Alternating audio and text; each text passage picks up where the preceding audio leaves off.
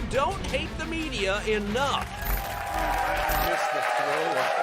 Tonight on Why You Don't Hate the Media Enough, RFK Jr. recently sat down with CNN's Dana Bash to discuss vaccines and the lies her network continues to spread. Spoiler alert, Bobby is done with their Let me ask you something. Do you see your job as ending vaccine hesitancy, or do you see your job as telling the truth to the American people? I see my job as telling the truth, and the truth is that there is study after study after study. It's one of the most studied things out there in science. You're repeating and it like a parrot. You're repeating it like a parrot. I've actually read the science. Let's you and I come back here and debate the science. I'm not debating this with you. Of course you won't. No.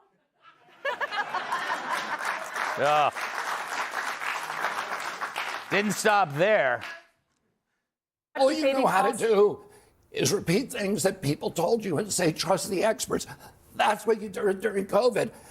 Now we know that Anthony Fauci, who was the expert, was lying about everything, about masks, about social distancing, about natural immunity, about the transmission from the vaccine, about the source of COVID.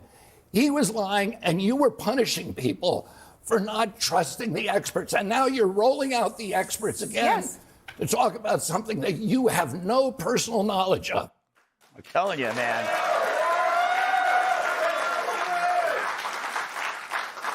Roadkill meat must give you a lot of energy.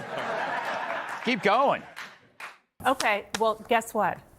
That is my job, to talk to people. Your job is to tell the truth to the American public. Yes, and my job is to get as much information as I can. And to maintain what we were doing, what we were doing, skepticism, what we were doing in COVID, and still, with regard to these vaccines, is getting the best information, the best science that we can, and putting it out there. And, sir, what you are doing is causing information to be out there that is not accurate. Who was lying to you? Oh, well. Rob, did you feel good watching him? I felt, well, look, I understand a lot of the anti-vaccine sentiment because the experts burned so much of their credibility during 2020, 2021. I'm generally a pro-vaccine guy, but I saw what was happening, the duplicity with, okay, everyone has to stay at home, but we're going to make an exception for these protests. You can't go to church, you can't see your dying relatives, but, oh, the real virus is racism. And obviously people could see right through this, and from that point on, people are going to be extremely skeptical about what the medical authorities are saying. And so, no, I understand RFK's position there.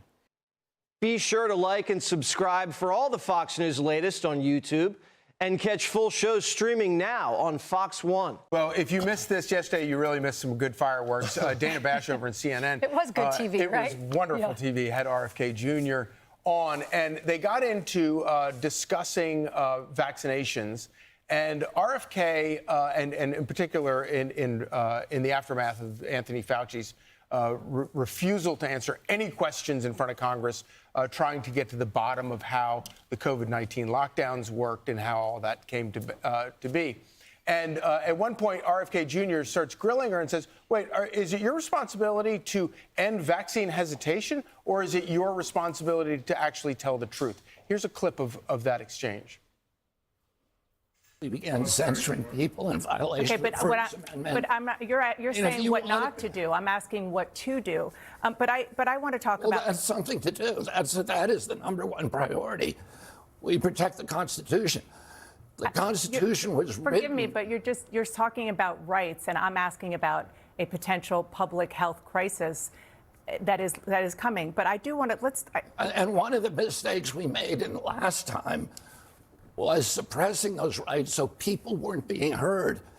The doctors who were saying you're doing it wrong were being marginalized and vilified. Yeah, and because again, I really want to move on, but yeah, you were saying you were part of the problem. No, I wasn't part of the problem. There was absolute press malpractice.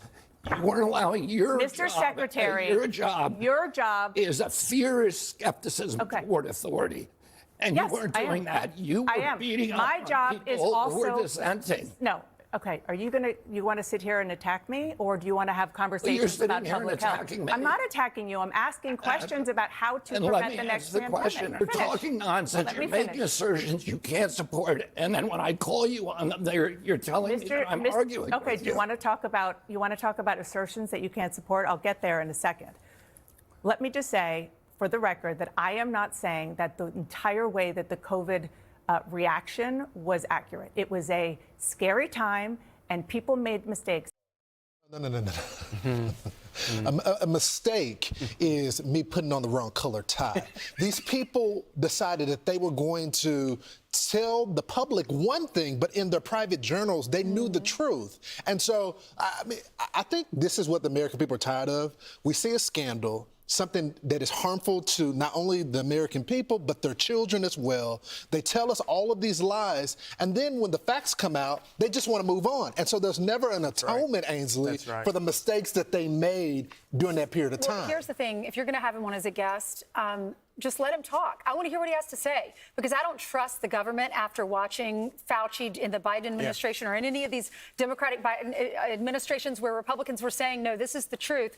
And he's saying, if you take the vaccine, you will not get COVID. Which was a lie. Then he gets COVID. Then it's a lie. Then we all did the vaccine, or many people did, and then got COVID after that. So we listened to them. Now I want to hear the other side. I want to hear what RFK Jr. has to say. He studies this. In that exchange, he said, you're not an expert. She said, well, you're not either. You're not a doctor. You're not a doctor. But he is an expert on this. This is what he does for a living, and he has studied this. And I just want to hear his point of view. Yes, you can have another doctor on that can argue against it. I want to hear them talk. I want to hear the experts talk. I just want to hear from him. I mean, he's been the one that's standing up for our kids when it comes to the food, getting dyes out of the foods. I do want to hear from him, and I trust him with much of this information. Yeah, and obviously he asks a lot of troubling questions, and he always has. He did it with his law career before he got into government. He's always asked very difficult questions about vaccines, about all this kind of stuff. But what I think is really interesting is if Dana Bash and these people want to talk about the dangers of vaccine hesitancy, nobody did more damage 100%. to public health and raised more questions about vaccine hesitancy than the government officials who pushed a vaccine that didn't work and made promises we now know they knew that it didn't And Charlie, per capita, we fared the worst as a country compared to every other country. Per capita, we were the worst. America was. But it also goes to the point also that RFK was making, because she keeps going at him about asking these questions. That used to be the media's job. Yeah. They used to didn't have lunch and dinner with the people that were in power. They were the ones asking them the tough questions. And maybe if they did their job the last time, we wouldn't be in this mess. Meanwhile, we realized that Jake Tapper, which is at her network as well, was going back and forth with Fauci, making fun of us on our network about asking the tough questions. So there's a lot of learning that needs to be done from this situation. Be sure to like and subscribe for all the Fox News latest on YouTube, and catch full shows streaming now on Fox One.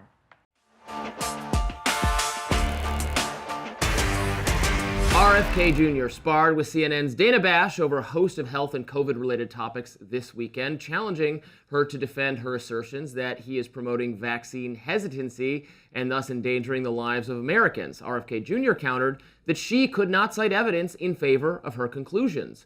The entire conversation was a frustrating reminder of why establishment media figures and their critics are often talking past each other. Now, as I have made clear many, many times on this show, I'm not remotely anti-vaccine. The COVID vaccine is the right choice for many people, and lives would have been saved if we'd had it moved even more swiftly to vaccinate elderly Americans, the obese, and people with underlying health conditions.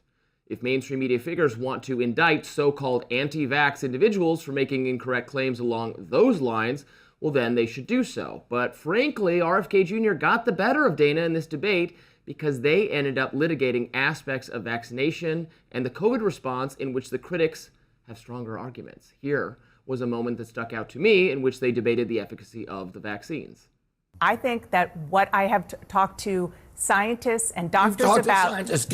Can you show me one study? Yes, I can. That shows that I can. Children were protected by the COVID vaccine. I can tell you that That vaccine did more good than harm to children. Can you show me one study that shows that? I can tell you that when it comes to the vaccine, there have been studies that show that because of vaccine disinformation disinformation, there could have been 100 to 200,000 lives in the U.S. saved. But because people didn't get the vaccine, that's why. I'm not saying that it entirely. You are saying nonsense.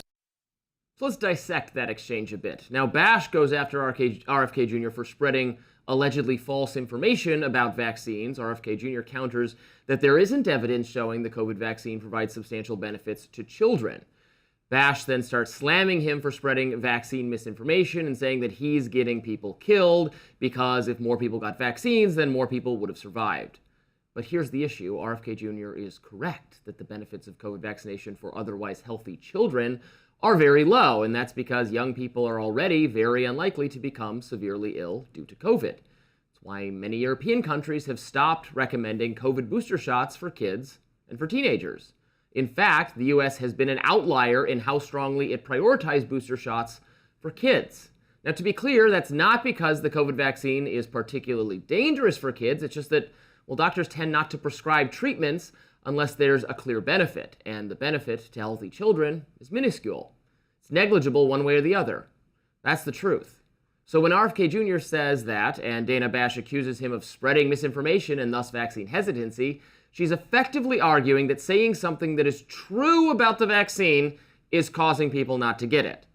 But of course, no one would or should argue that government health advisors should deliberately oversell the benefits of the vaccination in order to trick the public into blindly taking it, and yet here we are. Here's some more from that exchange. You are the HHS secretary, and you are talking about things that lead to vaccine hesitancy in this country.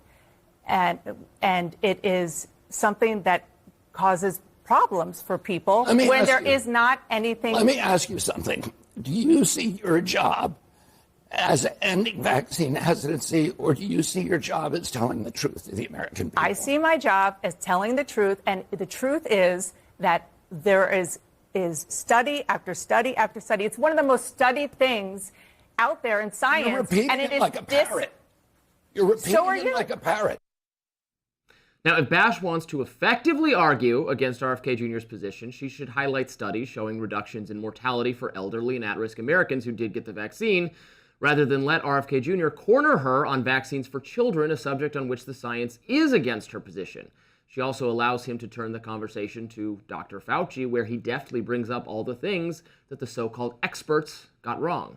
All you know how to do is repeat things that people told you and say, trust the experts. That's what you did during COVID. Now we know that Anthony Fauci, who was the expert, was lying about everything, about masks, about social distancing, about natural immunity, about the transmission from the vaccine, about the source of COVID. He was lying, and you were punishing people for not trusting the experts. And now you're rolling out the experts again to talk about something that you have no personal knowledge of. What did he say there that was incorrect? Fauci has admitted to deceiving the public about the efficacy of masks because he was afraid of running out. He has admitted to basically making up the social distance guidelines out of thin air. He also admitted to lying about the anticipated herd immunity threshold because he thought the public couldn't handle the truth. And that's all without even getting into the COVID origins debate again. We talked about that plenty last week if you want to revisit it. The bottom line is this. If establishment media figures are frustrated that the public isn't buying what they're selling, they should consider that they largely have themselves to blame. Prior to the vaccines, the COVID mitigation policies pushed by Dr. Fauci and disseminated by mainstream media figures and then embraced by blue state governments did not make any significant difference in terms of overall mortality. Think about that. Social distancing, lockdowns, mask mandates, all the other incredibly intrusive and annoying violations of our liberties that occurred during the first year of COVID made almost no difference. What did make a difference was vaccinating some aspects of the population, the elderly and at risk. Yet the media fails to emphasize that. Look at how quickly this debate turned on alleged misinformation about children and vaccines, which isn't even a priority whatsoever and never should have been. Well, I disagree with almost all of that, Robbie, and would take Dana Bash's side in that debate much more than you would. Now, first of all, I think that it is important that public figures are vigorously questioned. I thought some of the heat thrown off by that exchange was robust and fine. I didn't think it was, I didn't think there was anything wrong with that. I just want to address, though, some things that RFK said that were wrong. He said at one point that the United States had the highest death rate from COVID of any nation on earth. That's flat out not true. It's about 15th or so. Even a Fox News account of the interview acknowledged that that wasn't true. Sure. We had worse outcomes than many of our peer countries, though. I thought that's something liberals usually bring up to indict. But that's not what he said. I mean, what he said was untrue. Now, in relation to this thing about young people, and he asked Dana Bash if she had any studies to prove her point. In December of last year, the CDC, of course, then under the auspices of the Trump administration, did do a study, and it found that the COVID shot reduced the risk of COVID-related ER or urgent care appointments by 76% for children between 9 months and 4 years, and by 56% for children aged 5 to 17. So there is evidence to be found that, in fact, the shot, even for kids, can have beneficial effects in terms of them avoiding hospitalization, ER, urgent care, and that sort of thing. More broadly, I suppose, I didn't think that Dana Bash did anything wrong, which seems to be the general perception, certainly on the right or on the Maha. I didn't think she did anything wrong you mean in the context of the interview? Yeah. Yeah, I agreed with you that it was a good exchange. Yeah. I did look at that study. My skepticism of that, well, I'm not skeptical of the numbers, but 70% reduction, but that could be from, it is so vanishingly unlikely for a young person to end up in the emergency room because of COVID anyway. What I suspect, and again, I would still recommend it for children with negative health condition, all of those sorts of things.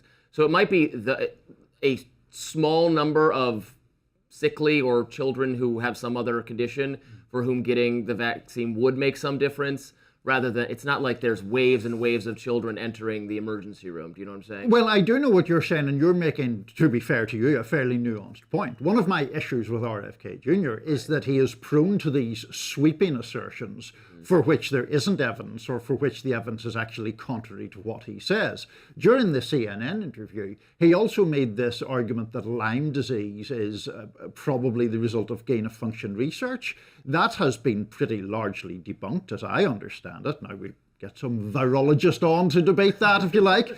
But he does, I think, obviously fuel vaccine skepticism. And there are obviously negative consequences to that. Well, and they're trying to indict him for the measles outbreak, or that, of course, Canada's also having a measles outbreak. Mexico is also having a measles outbreak. He has said that you should get the measles vaccine. He's written editorials saying that, so I don't know why that's on him. And you know, Niall, that the reason some of us get annoyed at you're spreading misinformation is, and he noted things there that were called misinformation that we now know should be subject, or should have been subject to rigorous debate, including all the non-vaccine things, right? How well masks work at what stage of the pandemic, how far apart you should be standing next to people, what businesses remain shut down, all of those things, which came to, I must emphasize again, almost nothing, because there is not a huge difference in the places that implemented those things and kept at them and the ones that didn't.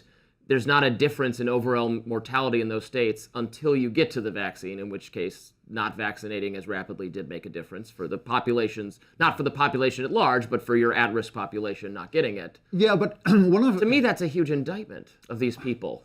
What exactly? That those things were accepted to be true in a way that they shouldn't have. Yeah, that most of the blue states or blue cities did what Fauci and the medical establishment and the people on CNN wanted, and kept everything shut down, and kept the wear a mask until you get to your seat in the restaurant and all those things in place. And a lot of red states stopped doing that as soon as they could, and it didn't make any difference. Well, it depends. I mean, so much of these, I think, is people selecting surveys that prove their point one way or another, which I will now do, because there was a 2023 study studying people in Ohio and Florida during the pandemic, which found that excess deaths among Republican voters were 43% higher than among Democratic voters. Now, a lot of variables in that. Yeah. It's hard to isolate every single topic, but I don't think it's true to say nothing made a difference. Well, after vaccines, yes. Right. That did make a difference, because, again, as I'm not anti-vaccine, I think the benefits were exaggerated in terms of preventing the transmission and the health benefits to some people, but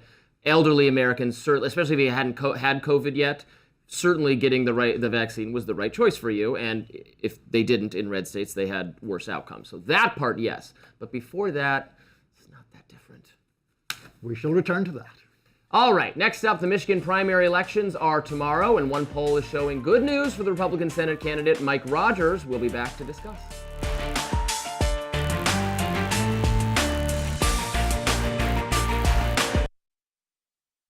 And the Fauci diaries fallout is not over yet. HHS Secretary Robert Kennedy Jr. clashed with CNN's Dana Bash, echoing the frustration of many Americans who believe the press failed to ask tough questions during the pandemic. I really want to move on, but yeah, you were saying you were yes, I were part of the problem. No, I wasn't part of the problem. There was absolute press malpractice. You weren't allowing Mr. Secretary, your job is a fierce skepticism toward authority. And you weren't doing that. You were beating up on people who were dissenting. You were scaring people. Why are you saying that? Because that was the job of CNN. You're repeating it like a parrot. I've actually read the science. Let's you and I come back here and debate the science. I'm not debating this with you. Of course you won't. No, because I'm not debating. All you know how to do is repeat things that people told you and say, trust the experts. Okay, well, guess what? That is my job, to talk to people. Your job is to tell the truth to the American public. Yes, and my job is to get as much information as I can. Kennedy, I love your passion about this issue, and you speak, I think, for a lot of moms and dads out there who had children who went through this in the middle of it. What do you think of that exchange? Good for the secretary, because these people are not held to account enough. And the Fauci diaries really gave us a glimpse into his mindset and the cozy relationship he had with people like Dana Bash and like Jake Tapper. And, people at CNN where he had a pipeline where he could just feed them all sorts of crap, and they would go up there and they would disseminate it with a manure spreader. And it was pretty powerful. And, now conveniently, she doesn't want to discuss some of the vaccine stuff. And I've gotten into it with RFK Jr. about vaccines in the past. I don't agree with him on everything. And I know she was trying to get him to tell parents to get the measles vaccine, which he, in fact, did. But there's so much to answer for between Anthony Fauci and the mainstream media, and how they would not allow for any skeptical points. They would not allow for differing experts to come forward. I mean, it's like, if you, God forbid, were diagnosed with cancer, wouldn't you want someone else to look at your scans and say, you know what, I don't think we need to do surgery right now. But not only did Anthony Fauci want to do surgery, he was standing there with an axe ready to start chopping off limbs. He wasn't even using a scalpel. So it wasn't a very subtle form of art that he was using in order to carve up the country. And he did so much damage. And yes, it is because of people like her. And I have to say, I met her in the past. She was not very nice to me, so I don't feel bad saying that. Sorry about that. It's been a while since I did communications work, Greg, but it is kind of surprising when learning about that Dr. Fauci had so much time on his hands to communicate directly with anchors instead of letting the comms people do that. It's very gross. I'm surprised she was blindsided by this. And boy, man, talk about having a long face. She was a media groupie. We all knew that. You knew that was like she had lost her credibility. And I don't understand. It always feels like the people least into the news are the CNN news anchors. They always seemed like it's the first time they heard something. I actually, and I'm with Kennedy, I have disagreed strongly with RFK on the way he positions the autism vaccine link. But vax hesitancy is a good thing when you are faced with vax intimidation. That's what changed me, which we experienced during COVID. If I have to say, why do I have to feel bad if I don't want my daughter to get a vaccine for a disease spread by drug use and sex? Why do I have to feel bad about that? Don't shame me because you don't have an answer for it.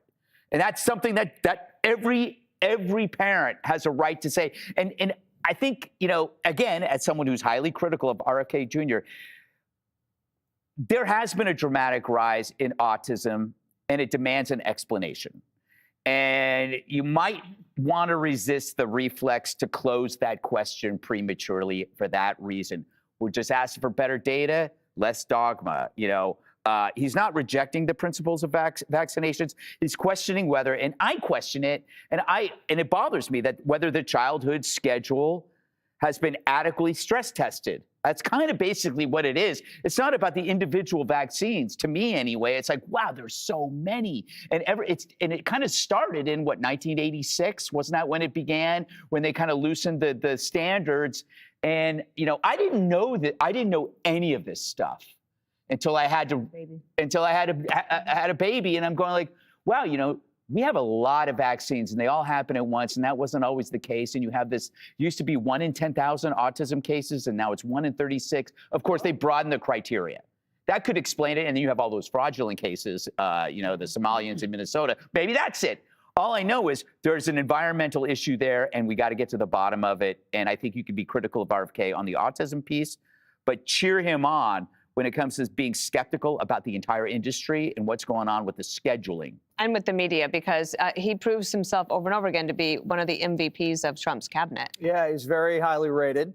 And she came to this discussion because she wanted to wax him over measles. And now measles cases are up because Fauci and Democrat school closures made everybody miss their vaccinations. And because Biden opened the border and all the unvaccinated third worlders poured in. So she comes on and thinks she's winning and just gets absolutely crushed and says, I'm not going to debate you. That's her job. If you disagree, you're supposed to debate the guy. And then he just nails her. He says, listen, you just repeat what you're told and then say, trust the experts. Now, I've been in this business countless years, not as many as Dana Bash. I managed to hang on. And even I know the experts are wrong. Experts have an agenda. Experts have a financial interest in the outcomes. Sometimes experts, as you said, disagree with other experts. So you can't say the experts are right after you've just had 4 years of the experts being dead wrong about everything. Rewind it. CNN put experts on that said the housing crisis was not a crisis. There was no bubble, that there were WMDs in Iraq, that Clinton was going to smoke Donald Trump, 99.9%. And so to say that that's not going to be the case, she's just ignorant. And that's why CNN is in last place, is because they're so arrogant, that they've been so dead wrong for so long. And then you get up and you start preaching. And that's why everybody has tuned CNN out. They're like the Fauci of cable. Jessica, last word to you.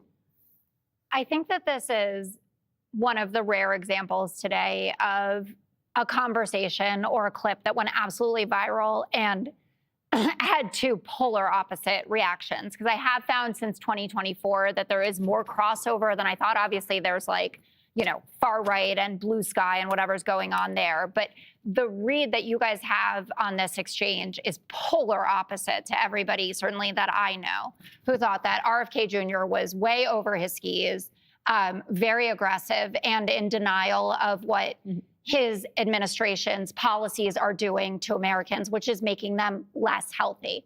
So the backward looking, anything that's wrong, it was Biden's fault. Sometimes it's Obama's fault. President Trump does this all the time. So do you guys. Fauci is, an evil guy because, he is obsessed with the flattery and he has, the time to be on the phone with these people. Donald Trump picks up the phone for anyone who calls and he'll sit on the phone with you all night. He's in the middle of a war. He can take your phone calls. The measles cases are not just a little bit up. It's over 2,370 cases, highest in 35 years. CDC has 25% less staff. 45 states, there are people with explosive diarrhea, and there is no end in sight for this. We just had our first 2 fatalities.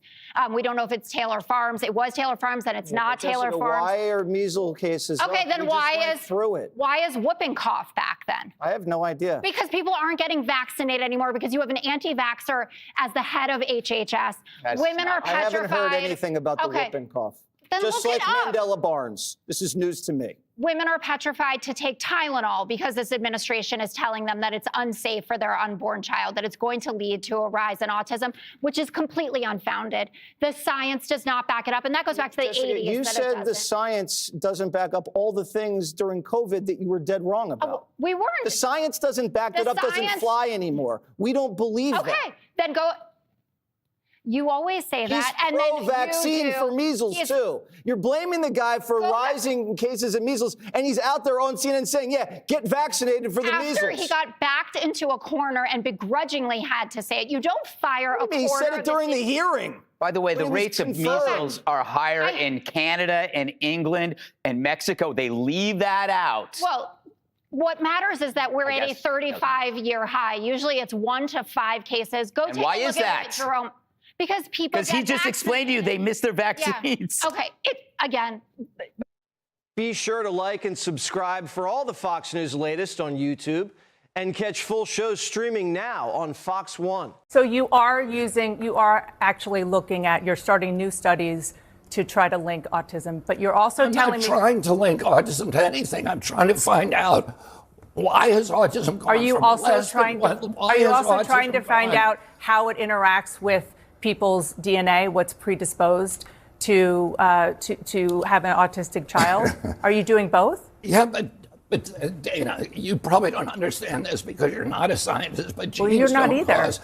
Genes don't cause epidemics. I understand genes. They can provide a vulnerability. A gene provides environmental. That's what I'm asking. Are you studying the environmental We're looking exposure? at all the different environmental exposures, but your statement, you have been fooled. Your statement that this has been studied is not true. It's categorically. Look, this clip that's gone viral, this interview that's gone viral with Dana Bash, whom I respect, and Secretary Kennedy, is just proof of the problem, okay? You can do it with vaccines. You can do it with COVID. You can do it with the war. You can do it with elections. You can do it with economy. And in fact, we're doing it with all of those things, okay?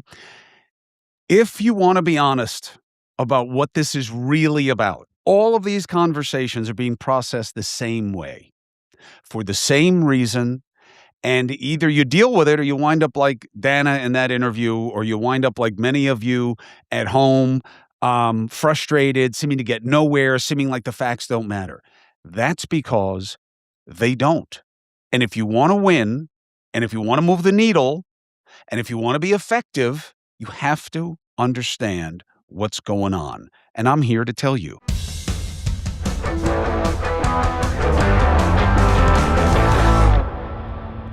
I'm Chris Cuomo. Welcome to the Chris Cuomo Project.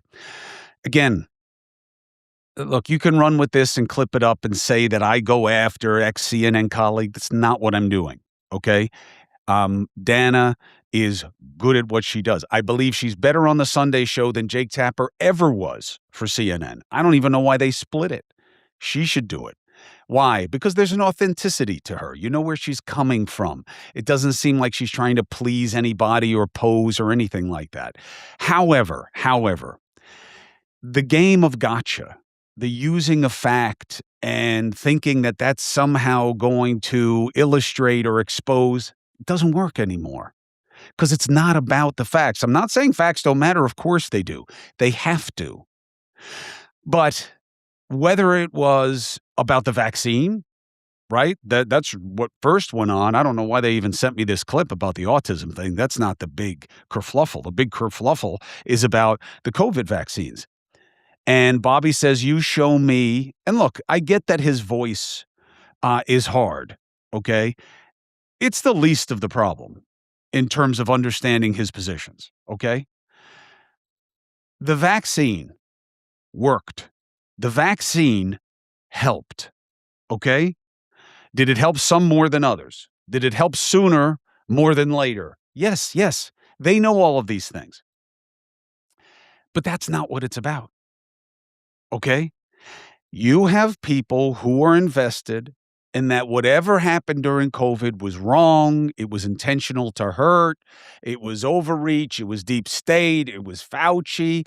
I mean, think about how crazy it is to try to pin everything that happened in COVID during the pandemic on an 80-year-old man who's an unelected official who was foisted into the position of messaging to America by President Trump and kept there by President Biden.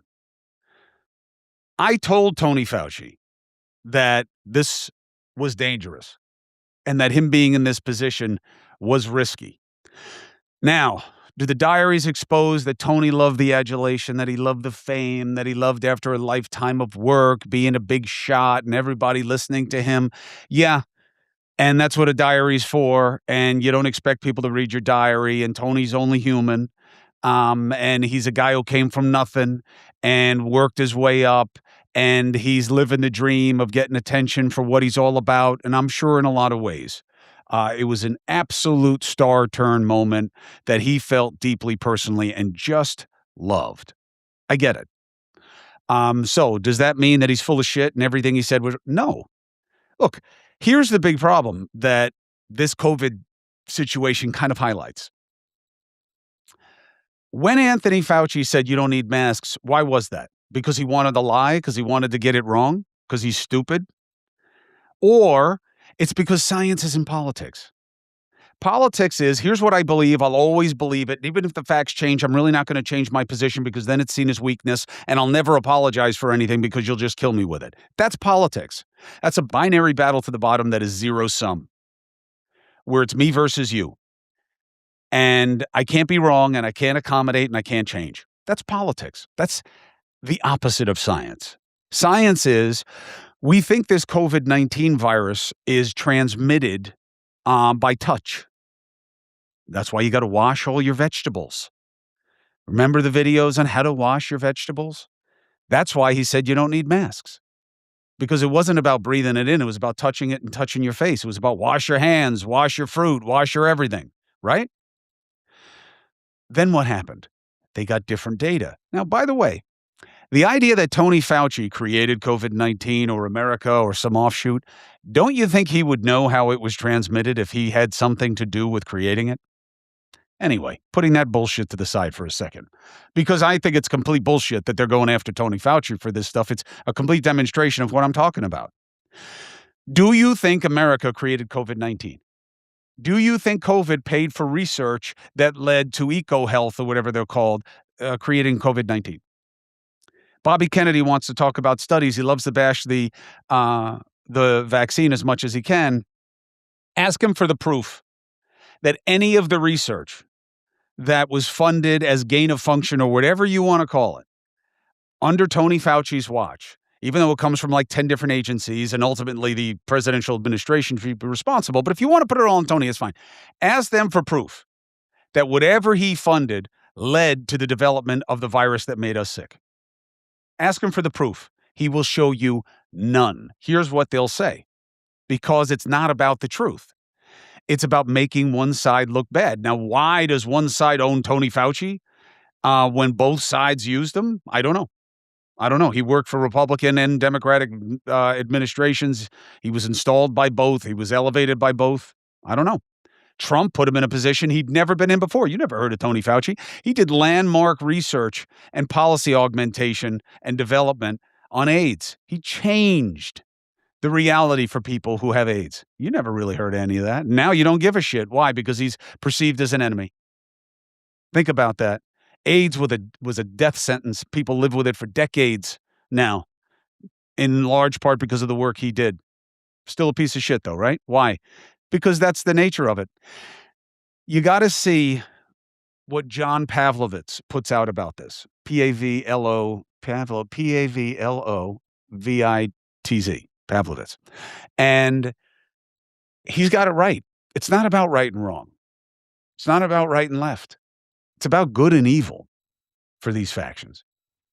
It's not about reasoning with. It's not about understanding. It's not about empathy. It's not about accommodation. It's not about cooperation. It's not about any of those things because people aren't rational actors. It's like negotiating with a drunk person who wants to stay in the bar. It's about trying to save a drowning person who's going to clutch your neck and drag you both down. It is about an irrational attachment to a perspective. It is more akin to a morality gap than it is an ethical or an intellectual gap. People are just choosing that certain things are good, bad, right, wrong. And this is really a distinction of a quality and characteristic of MAGA. They have the worst case of this virus, and there ain't no vaccine for it. Certainly not truth isn't a prophylaxis for it. So what do you see with the vaccine? Well, we had the most dead people, even looking at other, so obviously it didn't work. First of all, that's bullshit because they used the vaccine also. So why did they have better results than we did if they were all using the vaccine? Because we're fat, because we have diabetes, because we have bad food, because we don't take care of ourselves, because we have shitty health care. That's why all of those things come into play. That's why we didn't do as well, not because of the vaccine. They're using our vaccine. What are you talking about? Doesn't even make sense. Yeah, but the vaccine didn't help. It hurt more people than it helped. Ask for proof of that. What are they going to give you? VAERS? Untested allegations? Well, they often come from clinicians. Yeah, as an observation, not as something they know, something they think. You see, it's not about the facts. When he says, you show me a study that says that the vaccine helped more kids than it hurt. Bobby knows that every study shows that especially early on when the vaccine was working best, because the later iterations of the vaccine were not as effective as the initial. And the later variants of the virus were not as tough and in need of vaccination for kids, let's say, and healthy people as the earlier ones were. And he knows this. And the idea that, okay, well, show me the data that it's so bad. You know what he's going to show you? He's going to show you research that suggests that not as many kids needed to be vaccinated as the virus changed and as time went on.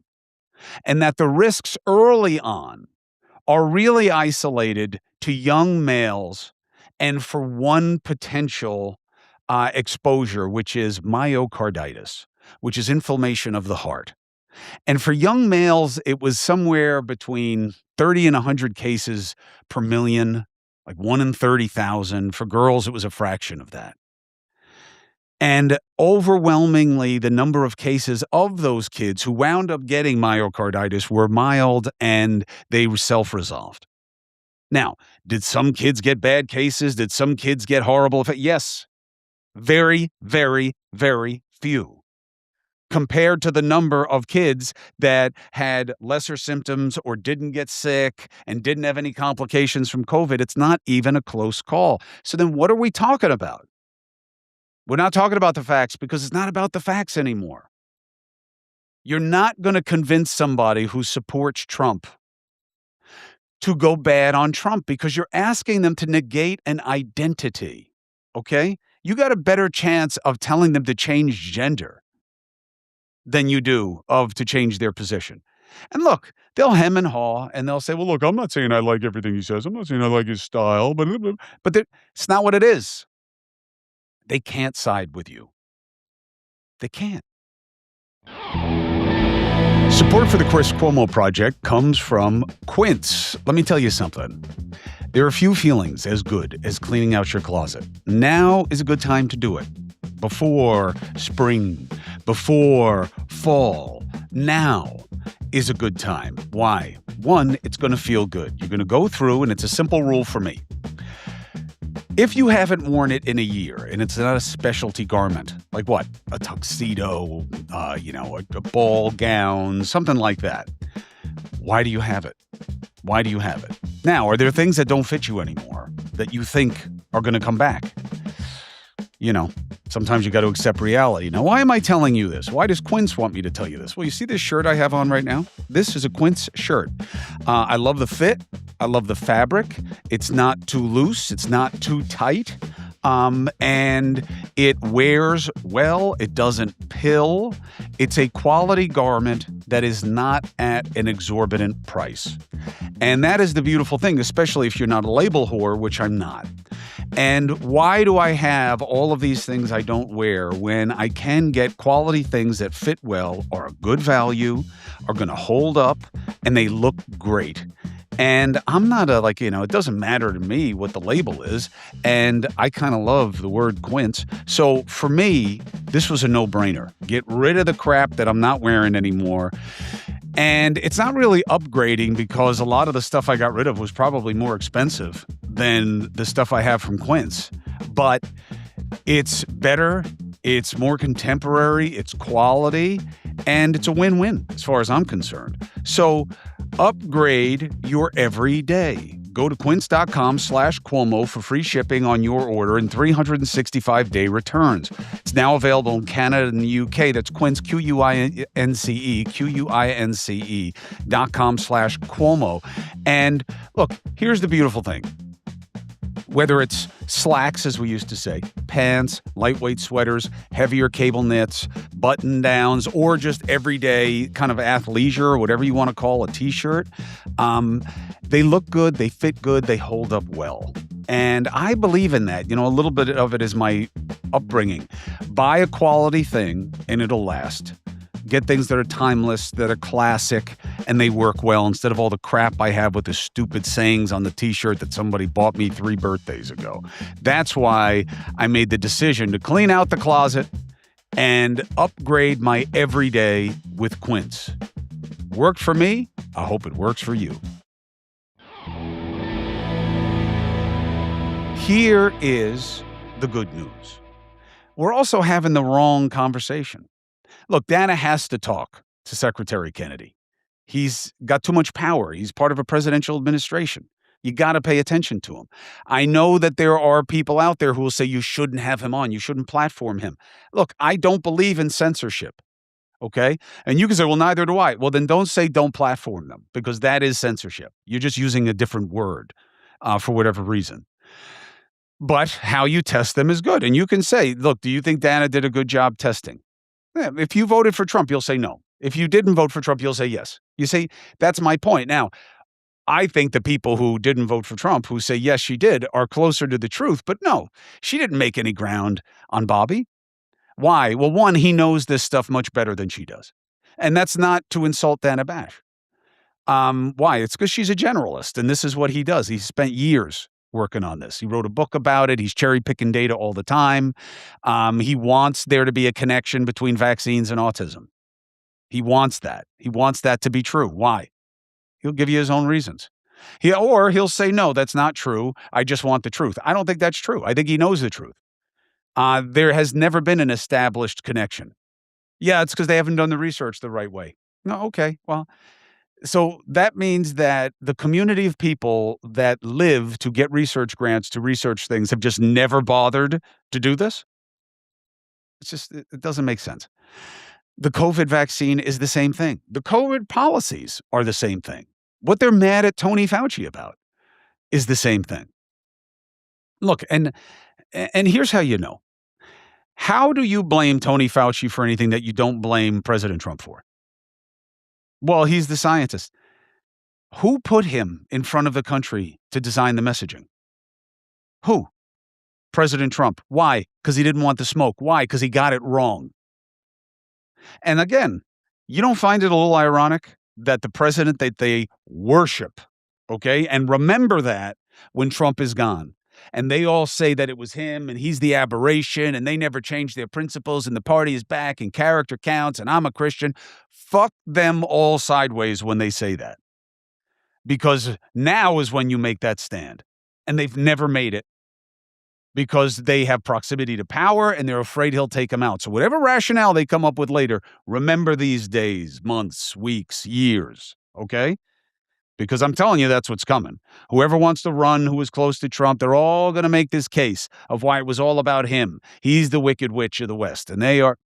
Just remember, okay? So why aren't they curious about Trump? You remember what Trump called COVID? He didn't call it the Fauci virus. He didn't call it the virus that America made.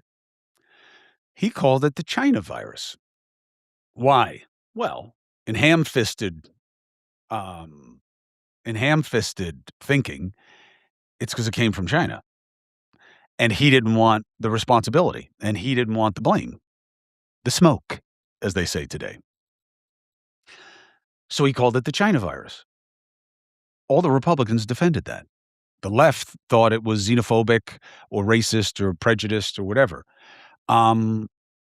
Okay, I always thought that was a little weird. I never advanced that. I was always curious about the lab leak theory. You can go look in February of 2020. I was saying it.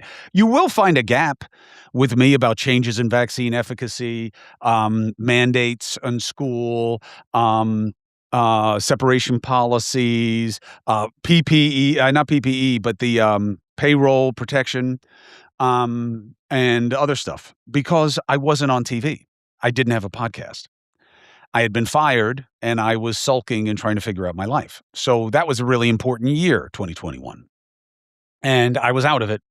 And that's not an excuse, and I was on the record plenty before then. And I stand by everything I said. Why? Because it was the best information I had at the time. And do I wish I could go back and ask different questions different ways? Yeah, of course. Of course I do. Who wouldn't want to relive anything that was controversial? So where is what matters? Well, it only depends on which side you're on. So he called it the China virus, but the guys who worship him are going after Tony Fauci for really creating the virus. And they don't have any curiosity about whether or not China created it. When China ran the lab, China was doing a lot of the stuff in the lab. China was in control of disclosure that they kept from us. They didn't cooperate. They wouldn't let in the investigators, and they still won't. And you don't have any problem with that, but you think it was Tony Fauci. Does that make sense? No. So then what is it? If it doesn't make sense, to hear this guy, Moreno, who the fuck do you think you are? First of all, yeah, man, just quit. Okay? I'll curse. I'm on a podcast. You're supposed to mean something. You're supposed to represent a group of people. Go take care of your own family, okay? Go deal with your son-in-law, all right?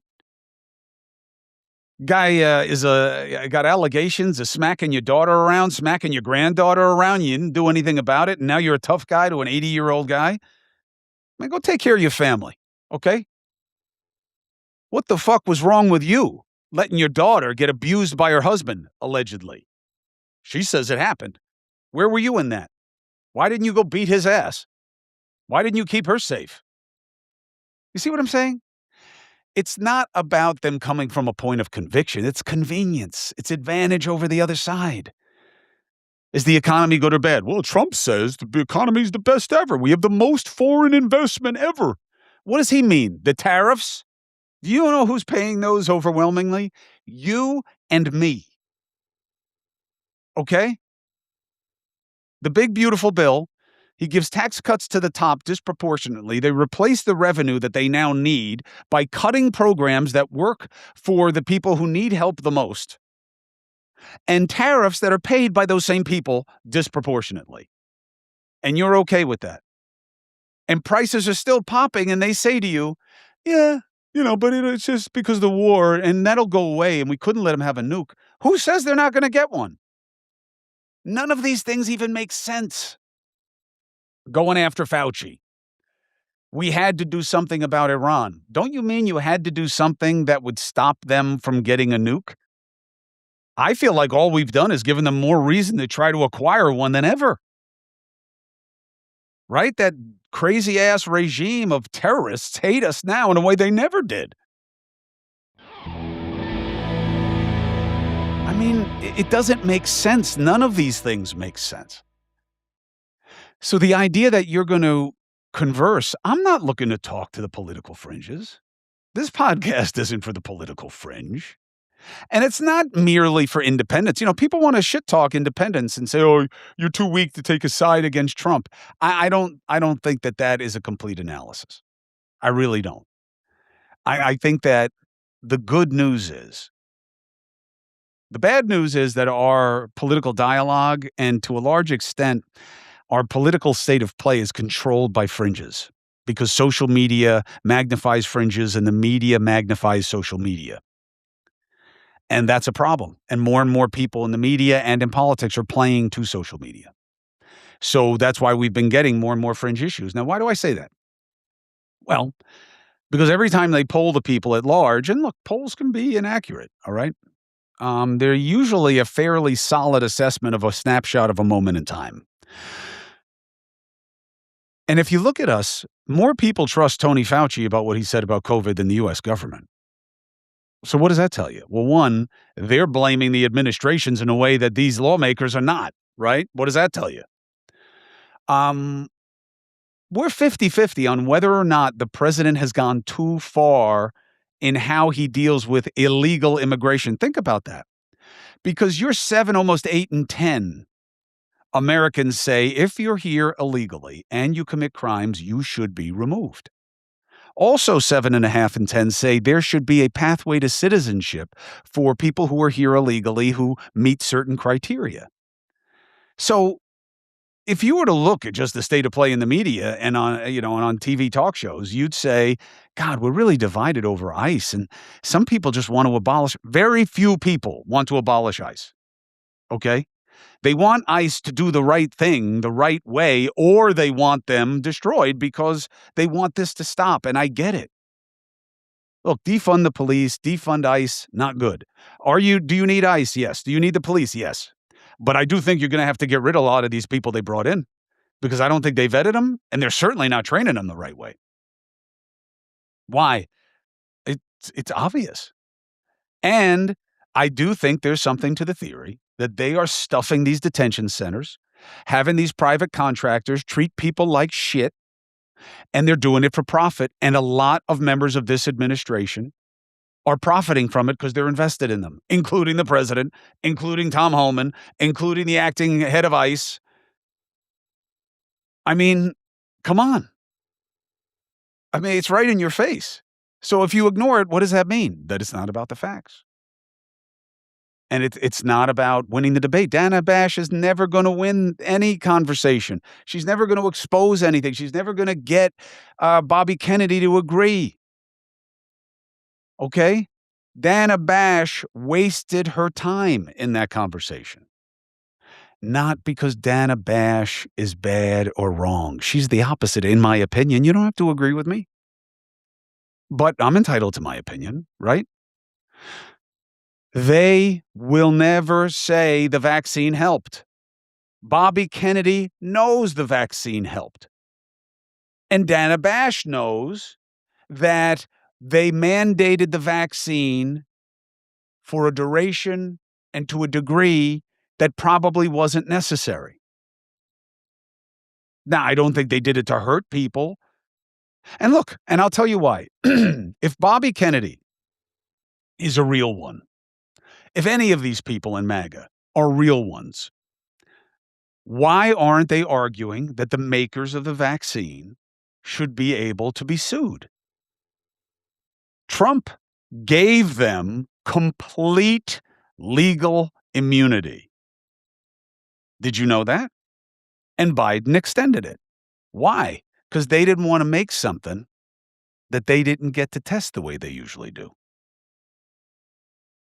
Remember what Operation Warp Speed is when all the MAGA people, right? Remember how mad they were when Kamala Harris said, I'm not taking any vaccine that came through Trump. Remember that? And then her party wound up mandating it. Okay, same vaccine, different politics. Because that's what it's about. Good and evil, morality. We are good, they are bad. Very dangerous stuff. Now look, cause for concern, that what this administration is doing is absolutely bad? Yes. Yes. Like what? ICE is a layup, okay? What ICE is doing is bad. How they're doing it is bad, rather. How they're doing it is bad. Enforcing the law isn't bad. How you enforce the law is the question, and they are doing it in a bad way. And that's why they don't want to push body cameras as a priority. That's why they haven't told you about Renee Good, the investigation. The woman, with the car, the cop said, oh, she tried to run me over, but he was able to shoot her from the side. That guy's back on the job. You haven't heard about the investigation. That's the truth. That's the reality. Alex Preddy, same thing. These other ones, now this psycho in Maine that they had on the job, no transparency, no trust. They keep hurting people. They keep grabbing the wrong people. They're not grabbing the people who have the crimes, and that's why the country is now divided on Trump's, his signature issue. He had 2 signature issues, right? I would say 3, okay? First one, immigration, close the border. Now we're 50-50 that you're dealing with the people that you were supposed to go after the wrong way. 50-50 on that. Okay, that was a slam dunk for him. It's why the Democrats lost. Second one, the economy. He's in the tank on the economy, and rightly so. His policies have hurt the economy. And the third one, I'll give you somebody to hate. I'll give you somebody to blame. And he was a big demagogue catalyst of this us versus them, this manufactured division. And I'll give you a little hint of something I'm doing on my show tonight. I do believe that there is a man that you didn't elect who was given outsized power. Man, he used it in ways that served him well and did us dirty. He was given great access that he let corporate players come in and take advantage of for their own profit. He's screwed with our elections. He's really somebody that should be investigated. In fact, I don't even know that he is legitimately here. But it ain't Tony Fauci. It's Elon Musk. You ever taken a look at how he got to this country? He played with a lot more than just his hair. Okay? And now he gets a huge contract from the government and the next day decides to give over $100 million to the Republican cause in the elections. You don't see a quid pro quo there. You don't think that that's like a living testament to the problem with money in politics and Citizens United? How come nobody's investigating him? Oh, well, the Democrats will. Why? Why can't the Republicans? If they care so much about Tony Fauci, why don't they care about Elon Musk? Oh, because he lied to us. He lied to you about what? Well, why do you think he's taking the 5th? I don't know. Why did Trump take the 5th? Look, I get how it looks when someone takes the 5th. But what would you do if your lawyers are telling you as an 80-year-old man, okay, they are looking to hang a case on you? If they can get you saying something that is wrong, that you didn't mean as a lie or a deception, but they can take it that way, they can twist it and make a case, and now you've got the DOJ coming after you for perjury. If they told you that, and by the way, look, again, Josh Hawley, perfect example, Supreme Court clerk. What does that mean? Top of the top of the top. Attorney General of a state. What does that mean? Top of the top of the top. If you have a pardon, you can't plead the 5th.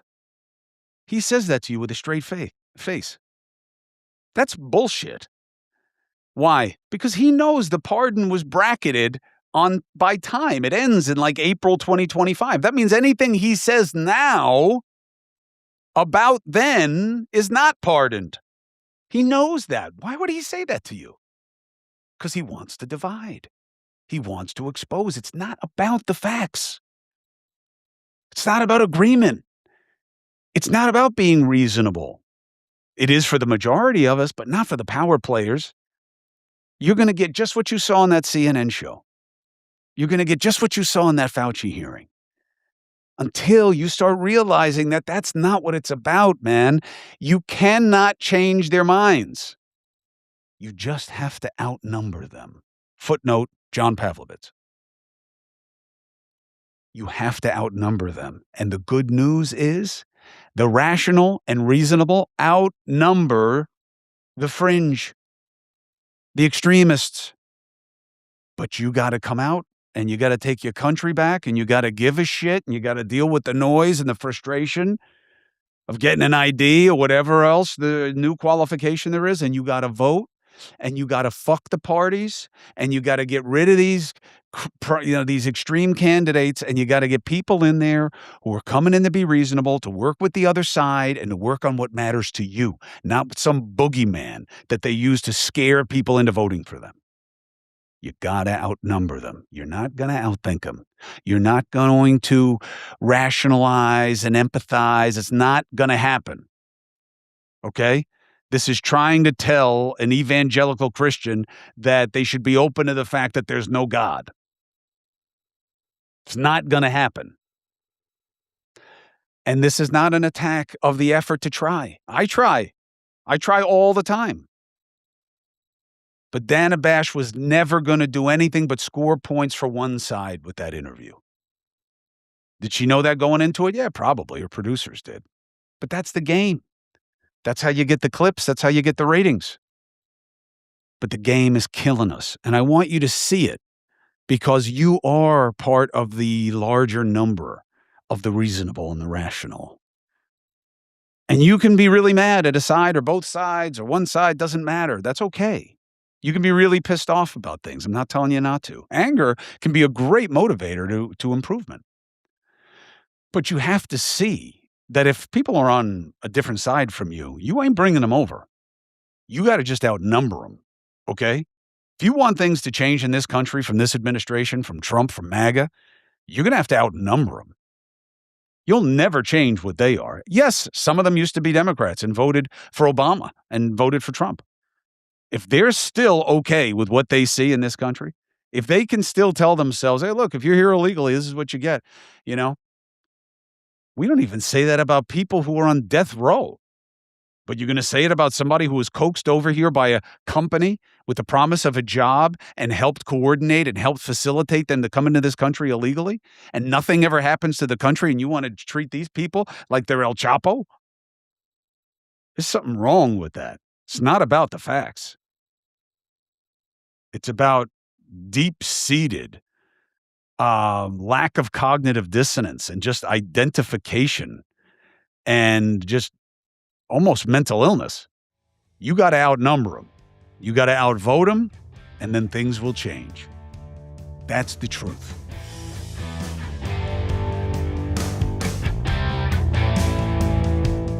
Thank you for subscribing and following.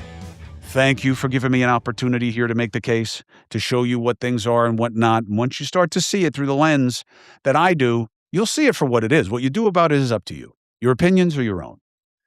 But I'm just saying, change the game. Don't let the game change you. You can listen to me in the morning, Sirius Radio. I'll see you at night on News Nation. I'm doing this podcast. Please subscribe to Cuomo Crime Time. I'm really into true crime because I believe it's the last fair shot we have to talk about what matters in our society without the political overlay. So Cuomo Crime Time is there for you, and it's free, and I'll see you soon. The challenges are real. Brothers and sisters, let's get after it. That's why I send you the branded merch, okay? Brand back. You're different. You're a critical thinker. You're a free agent. There's great stuff that Rose got for summertime, for boys, girls, kids. Check it out. The money I use to give to people who are in need. And you'll be able to be part of that, and you'll know about it. I'll see you soon.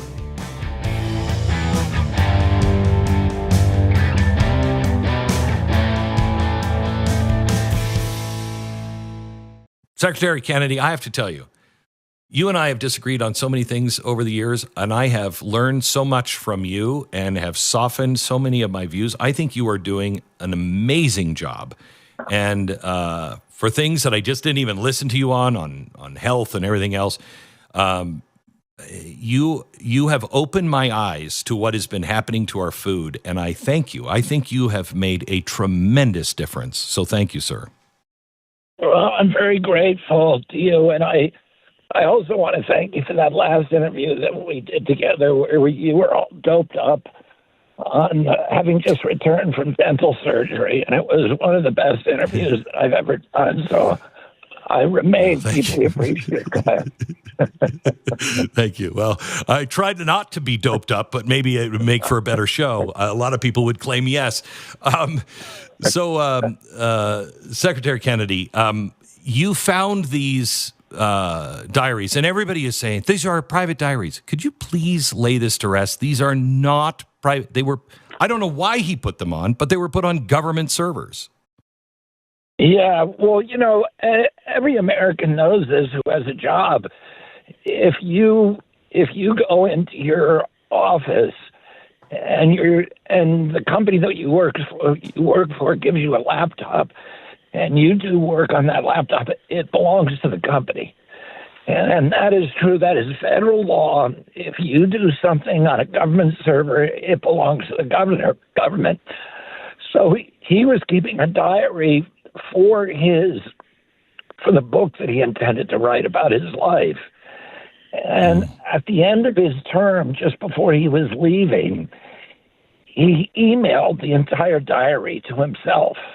So for years and years of keeping this daily journal, he emailed it to himself so that he could write his book. And that's how we found it, through those emails. But he knows that. I mean, it's not a diary. It's not a diary in the sense, like you said, that a teenage girl keeps a diary that's private and has a lock on it. This is a government computer, a government laptop on government time, keeping this account of what his official duties are, and then making private observations about them.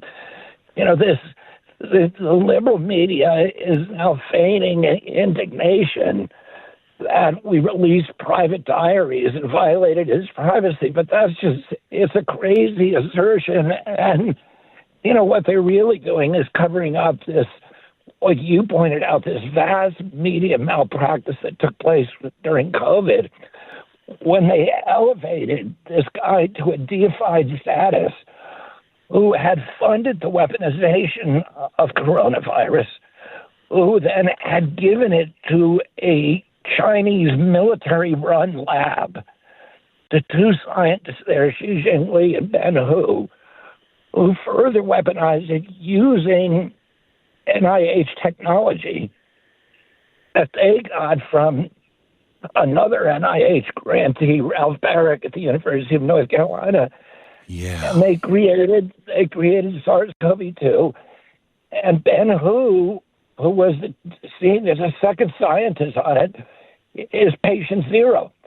So he was the first person to get sick from COVID-19. And then, if you look at the subway line that goes from the Wuhan lab, all the original cases were on that subway line.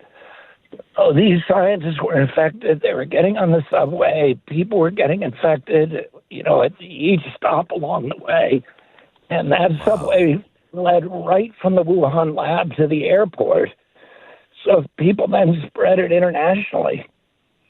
And, and instead of exercising skepticism, the American media elevated this guy, silenced his opponents, silenced his critics, silenced anyone who questioned his authority, told us all we had to trust the expert when the expert was lying to us, and then punishing us, marginalizing and vilifying and demonizing anybody who questioned him.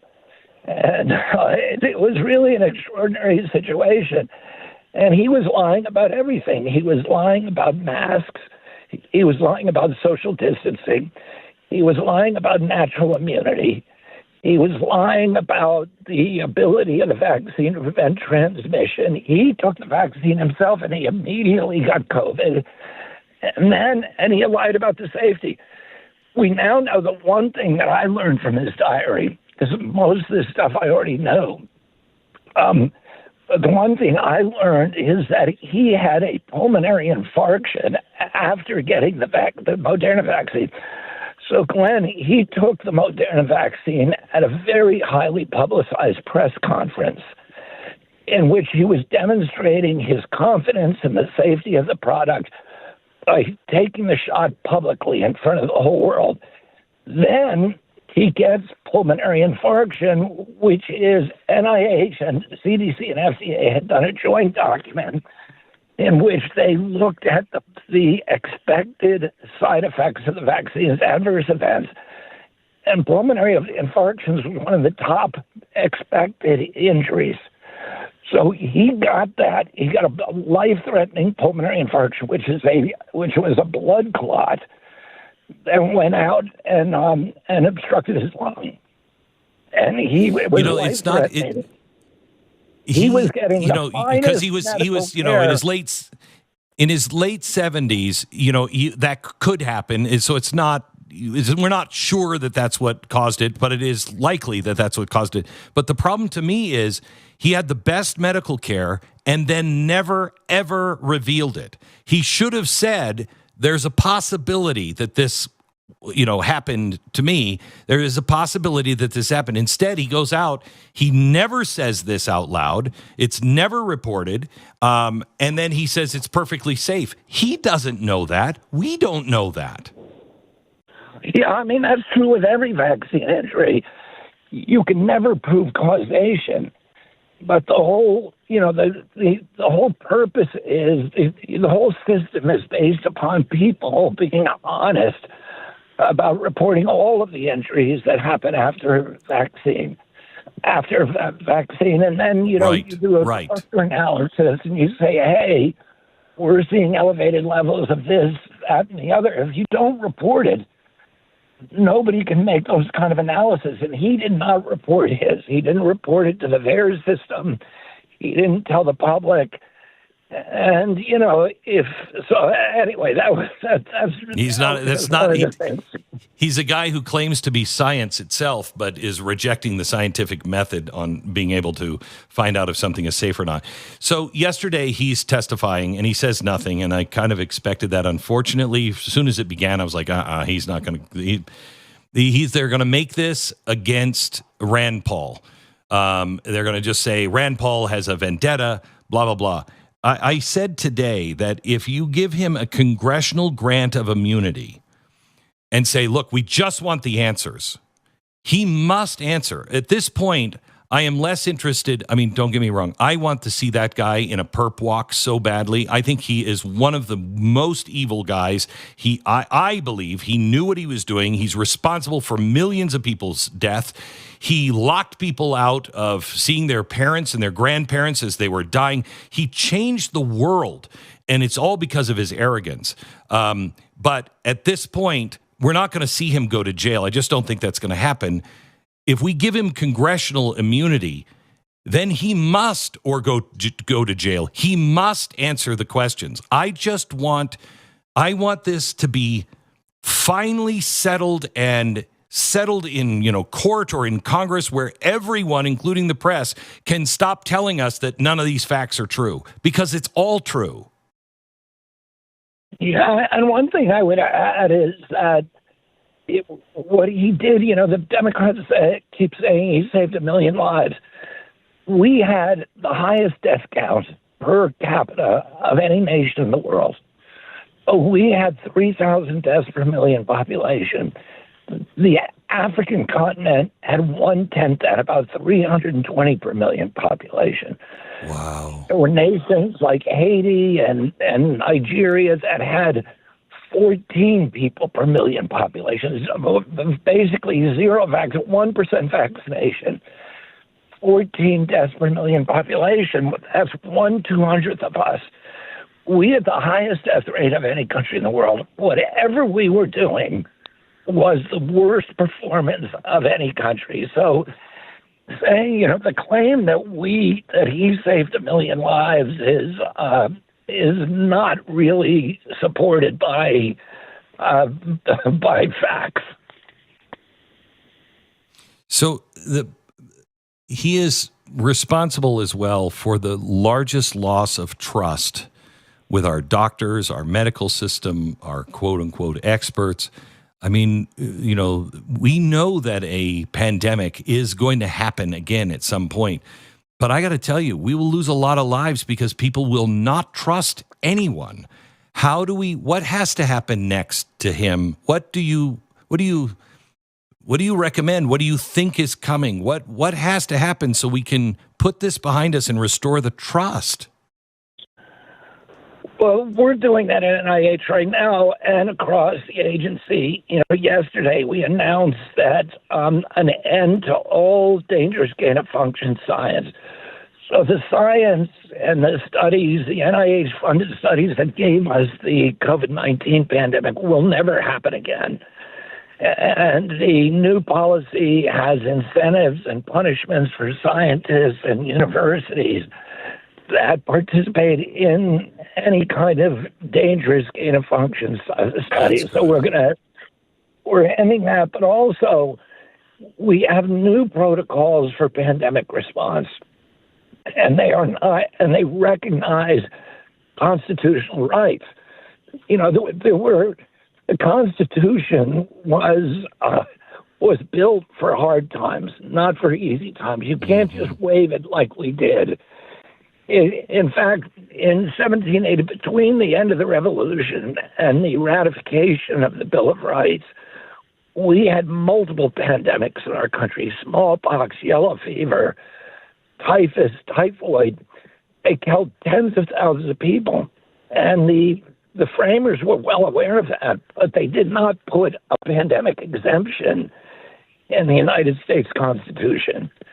And unfortunately, under Dr. Fauci's leadership and with the pitchforks and torches, of the American media, we dismantled the Constitution. We got rid of the First Amendment, freedom of speech. We were censoring people. I mean, I got censored.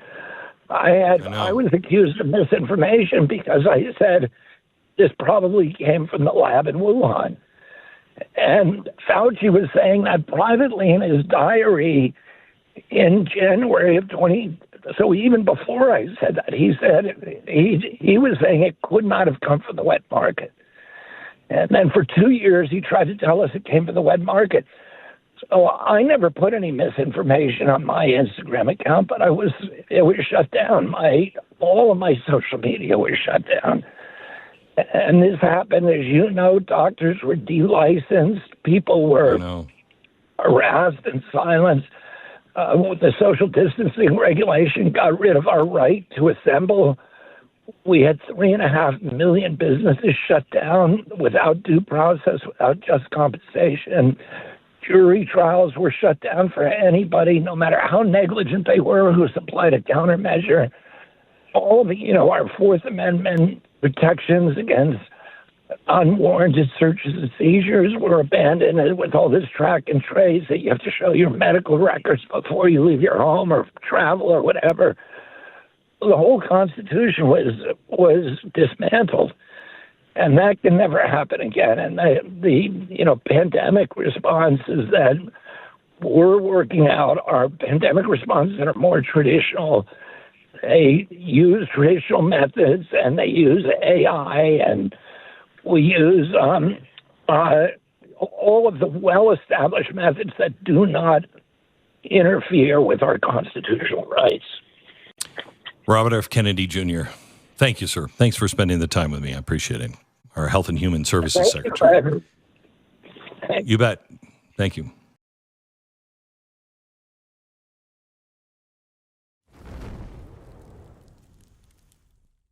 Trump's Maha push is marching on. The U.S. military is being enlisted in the fight to make America healthy again. HHS Secretary RFK Jr. gave Rachel Campos Duffy a firsthand look at a brand new dining hall at Fort Drum Army Base in upstate New York, where soldiers are excited to be getting fueled with real food. I imagine you're working on the base. You look forward to meal times. I do. Yeah, me too. We're telling all our friends, you should come here. It's so many options.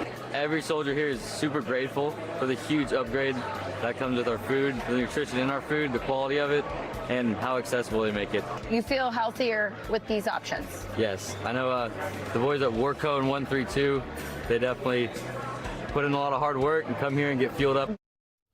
And the man behind the initiative, Secretary Robert F. Kennedy Jr., joins us now. Mr. Secretary, thank you for joining us. Great to see you this morning. So I loved in that package you did with Rachel, you talked about how military food has always been all about shelf life and the importance of turning that around to make it about the health of the soldier. How effective, how important is that? Yeah, I mean, a long shelf life could mean a short human life because there was nothing in that food that was actually good for you or nutritious or bountiful. And Chef Robert Irvine has come in there. He's an extraordinary guy. I've developed a very close friendship. Very grateful to Pete Hegseth for supporting him. I talked to Pete last night. He's going to try to drive this onto every base in our country. And I was at Fort Carson, sorry, at the Stackhouse Bistro, which is another one of Robert Irvine's projects, and they were getting, and this is in Colorado, they were getting about 300 or 400 soldiers in there a day. 2/3 of the food was being thrown out. Now they're getting 4,000 to 5,000 soldiers in there every day, and none of the food is thrown out. The contracts require that the food be eaten or they don't have to pay for it. And Robert Irvine is a genius. You know, he started out his life as the chief procurement officer for the British Navy, and then he became a television chef. So he's got all of those skills that we need to transform our military food program and make it align with the new food pyramid.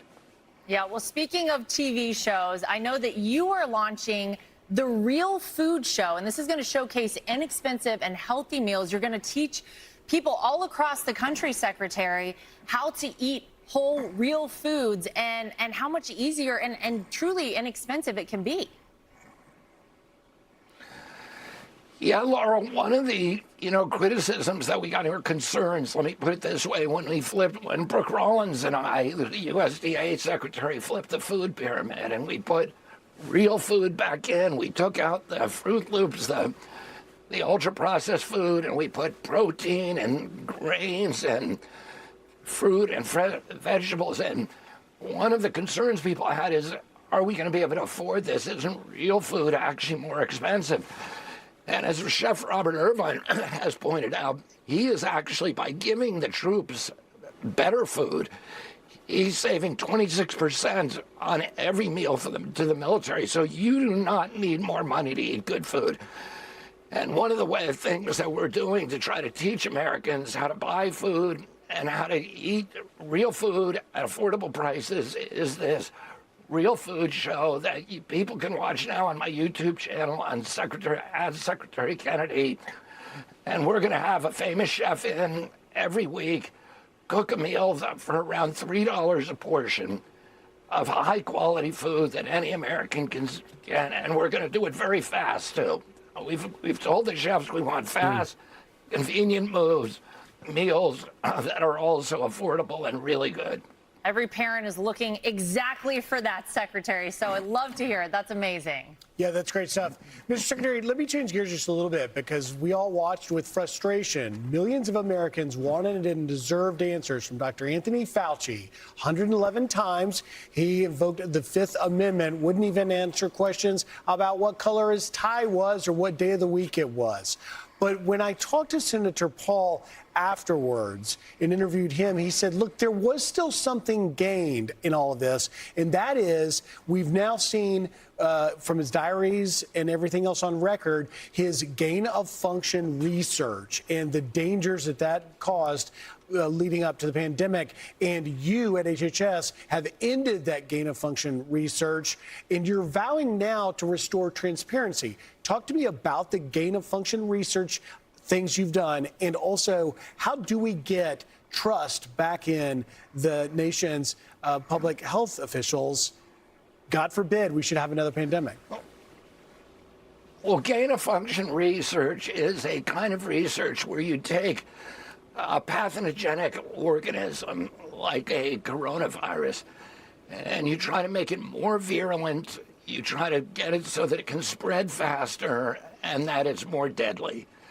And why would you do such a thing? Well, either because you want to weaponize it or because they say that we want to develop a vaccine against future mutations, which is nonsense. No good thing has ever come from gain-of-function research. So we've now adopted a system that is going to end it in our country, and we believe will end it around the world, because any scientist, we will no longer support science in other countries that support it. Any scientist that does these experiments will be punished, and they can be permanently banned from any kind of grants. And the universities also that support this research will also suffer liability. We've had too many bad things happen, with Lyme disease that almost certainly came from these experiments that is now devastating our country.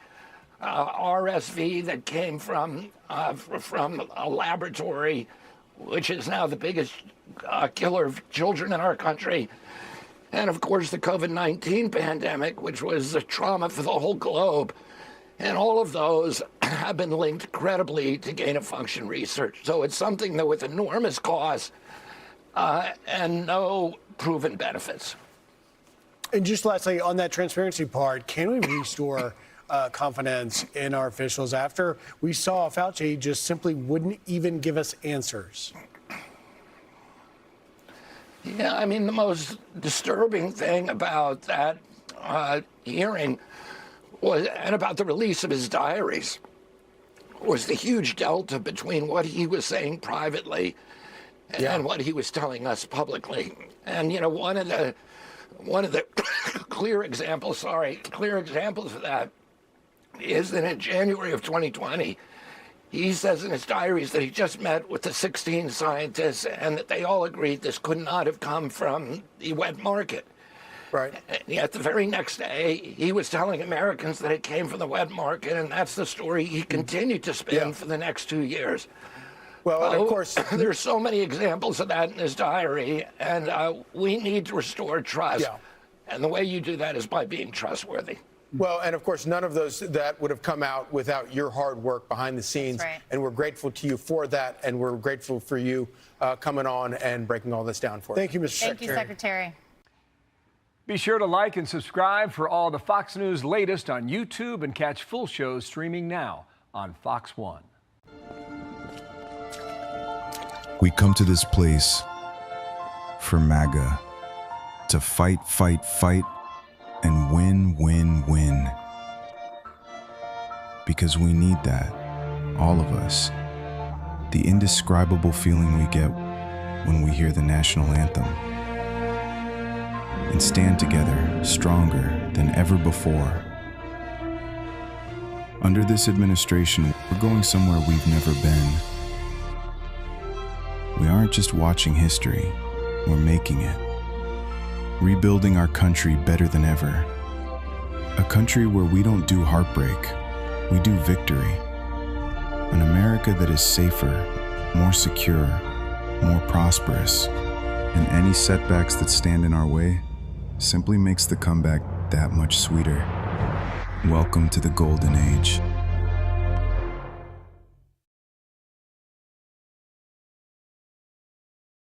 You look hungry. Real food can fix that.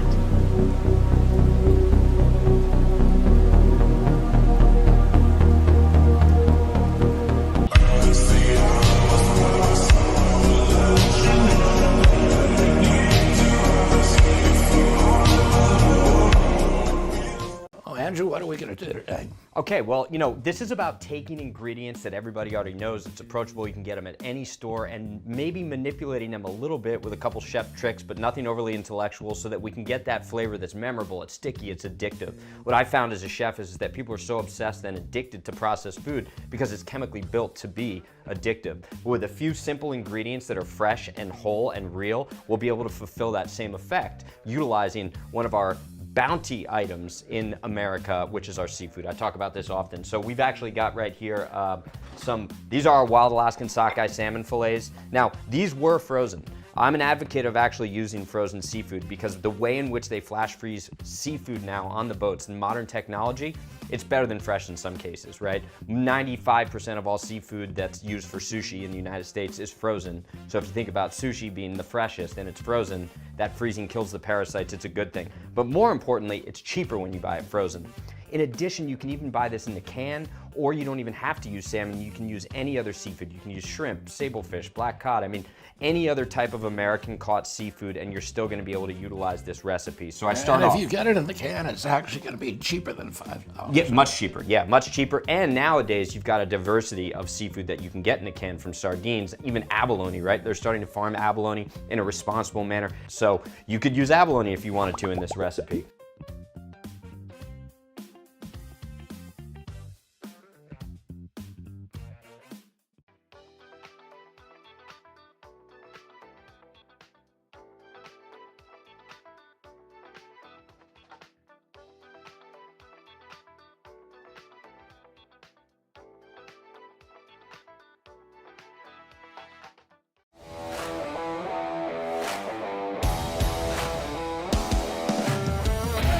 Hi, I'm Robert F. Kennedy Jr., your HHS Secretary. I'm here today at the Atlantic City Boys and Girls Club. I'm here with two legends from WWE, Cody Rhodes and Paul Triple H Levesque, who I am honored to have as co-chair of the Presidential Council on Physical Fitness. And one of our announcements is we are relaunching the Presidential Council on Physical Fitness today, so that every student in America is going to be able to participate as they were in my generation, and many of us from that generation still have our patches from participating in the Presidential Physical Fitness Test. We're also announcing a new website, getactive.gov/kids. Go to the website to find out how you can get your child active and how you can participate in these events. This is an incredible opportunity that Secretary Kennedy has presented to the youth of America. This is your calling, to get out there, to get active, to get healthy. It's not about what you can do right now. It's about what you can get through hard work and dedication. This is a wonderful opportunity. WWE, I'm sure Triple H doesn't mind me saying, fully on board with this, excited about it. We're going to be the absolute best partners. It's not a school exam. It's not pass, fail. It's about challenging yourself, turning off screens, going outside, having fun, again, competing with yourself. And physical fitness is so important to our future, to the generation now. I'm excited to be here. Thank you very much. You've heard the website. Go there, get started, get at it.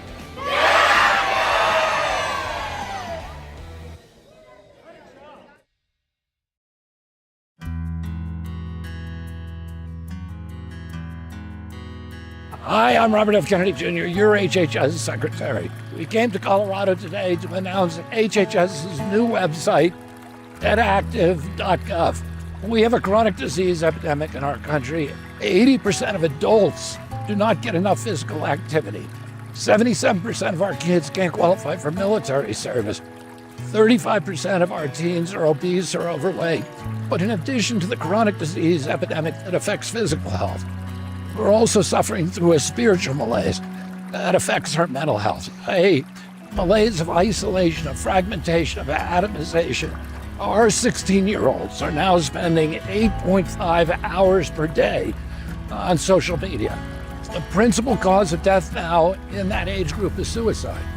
They're consumed with anxiety, and no wonder. They don't know how to downregulate their feeling. They don't know how to mediate disputes or accept defeat. And the remedy for all of that is connection.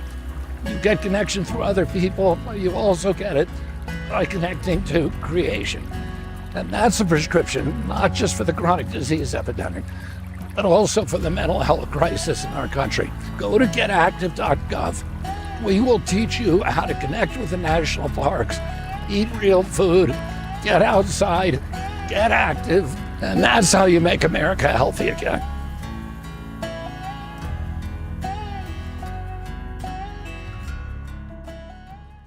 For decades, Americans were lied to about their health. Get Kellogg's new Sugar Smacks. Behind closed doors, special interests thrive. It's a better cigarette. While the health of our nation collapsed. There is grim news today about the state of America's health. 76.4% of Americans now have a chronic disease. Rates of obesity have continued to rise over the last few decades. 8 out of 10 of our kids cannot qualify for military service. This is a national security issue. A new study shows thyroid cancer and kidney cancer are on the rise among American children. When my uncle was president, we spent $0 on chronic disease. Today, we spend $1.3 trillion. Autism rates have hit a record high, according to new CDC data released this week. Chronic disease ran rampant. Our children's health was put at risk, and Washington stood by and watched. Senator, you presided here, I think, for 32 years. You presided over the destruction of the health of the American people. Well, our people are now the sickest people in the world. Seriously. Because you have not done your job. But the American people demanded change. They voted to take back their health. Robert F. Kennedy Jr., we're joining forces to defeat government corruption, restore free speech, and make America healthy again. We're going to make America healthy again, you know? Under President Trump and Secretary Kennedy's leadership, the movement to make America healthy again has begun and made historic progress. At the Department of Health and Human Services, the greatest minds have come together to end regulatory capture and fix what Washington broke. But most importantly, to end the chronic disease epidemic. Dr. Jay Bhattacharya at NIH, Dr. Marty McCary at FDA, Dr. Mehmet Oz at CMS, and Secretary Kennedy leading the charge at HHS. Together, this all-star team is rebuilding America's health with historic wins.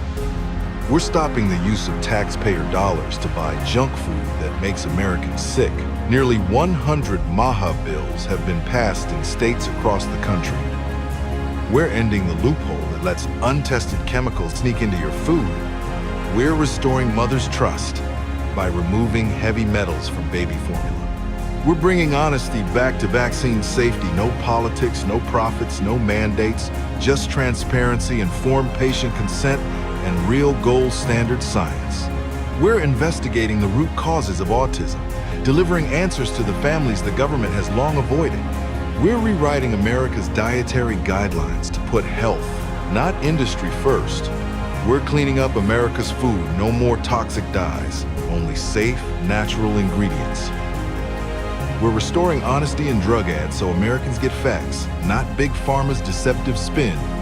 We launched a new transparency tool to restore integrity and trust back to the organ procurement and transplantation network. Under President Trump's direction, we're using data and AI to fast-track diagnostics, treatments, and cures for pediatric cancer, because every child deserves a chance to grow up. MAHA isn't about party lines and politics. It's about the health of our nation, our children, and our future. So join us. Take back your health, and together, we can make America healthy again.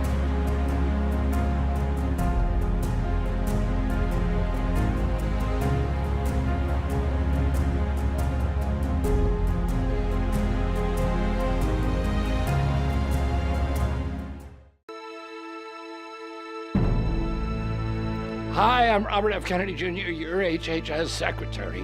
This 4th of July, we celebrate 250 years of American independence and the enduring strength of the American people.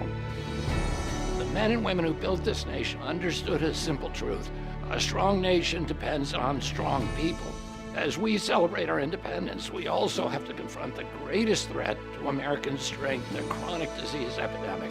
We spend more on healthcare than any nation in history, and millions of Americans are sicker than ever before.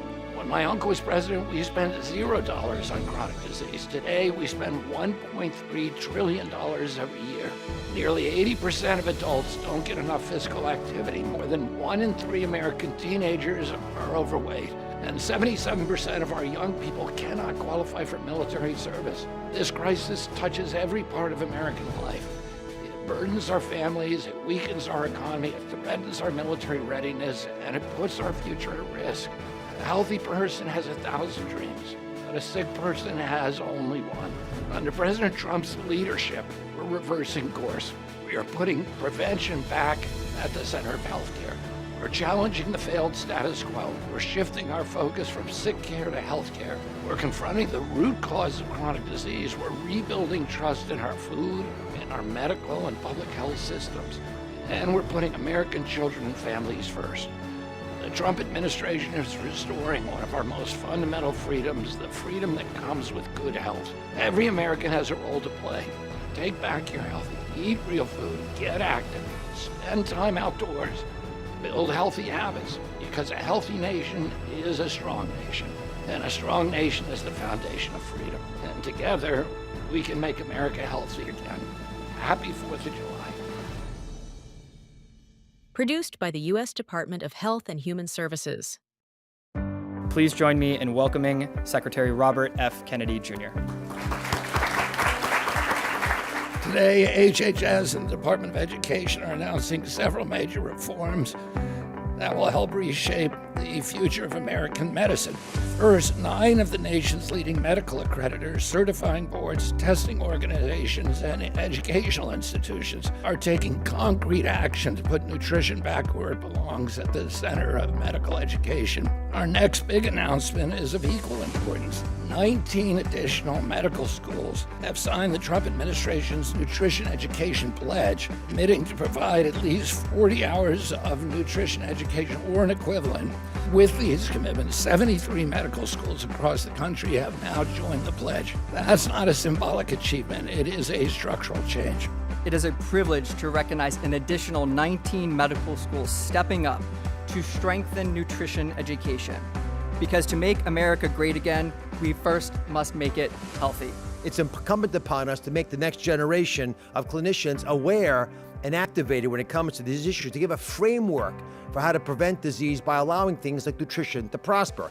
One of the most remarkable aspects of this initiative for me really is that it recognizes something we all see every day in our clinical work and in our communities. Nutrition is not a side issue in healthcare. It's fundamental to many of the things that we need to have a healthy lifespan. Education drives practice, practice drives outcomes, and outcomes determine the health of a nation. That's why today's commitments represent one of the most important course corrections in modern American medicine. Produced by the U.S. Department of Health and Human Services. This is Otis, and this is Sunny. Hi, I'm Robert F. Kennedy Jr., your HHS Secretary, and I'm here at Hope Recovery Center's Recovery Farm. And I'm with Stephanie Robinson, who is the director of the center. So, welcome. This is a recovery community center. This is a model center for addiction treatment for alcohol response that has sober housing, it provides jobs, it has community-based recovery, it has whole family recovery.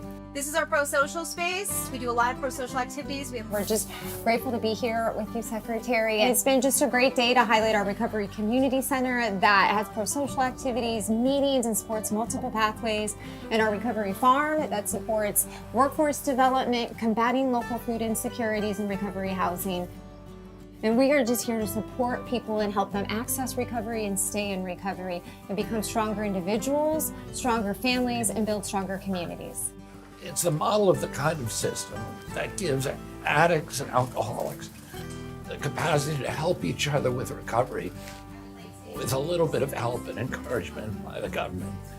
And these are the kind of centers that we're trying to replicate and scale around the country. Thank you, Stephanie. Yes. It's been wonderful spending Thank the day you with you. so much.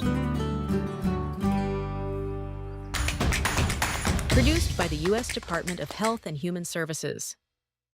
Are we ready? We're excited to get our program started and celebrate World Autism Awareness Day. Children are a blessing to their families, and children with autism are no different. They bring resilience, joy, and a sense of purpose to most families. It's also true that raising a child with autism and being a person with autism comes with a lot of challenges. Despite its prevalence, families often feel that they carry the weight alone.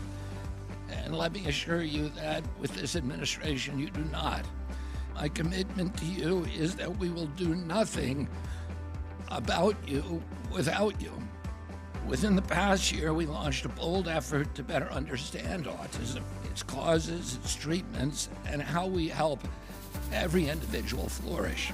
You are citizens with rights, with talents, and with a future that this government has a responsibility to support. Thank you all very much.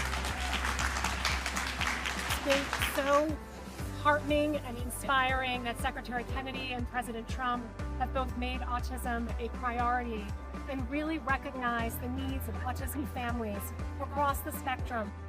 1, 2, 3. World Autism Day! Produced by the U.S. Department of Health and Human Services. These are hard-working people like Robert F. Kennedy Jr. who came in. And he's going to help make America healthy again.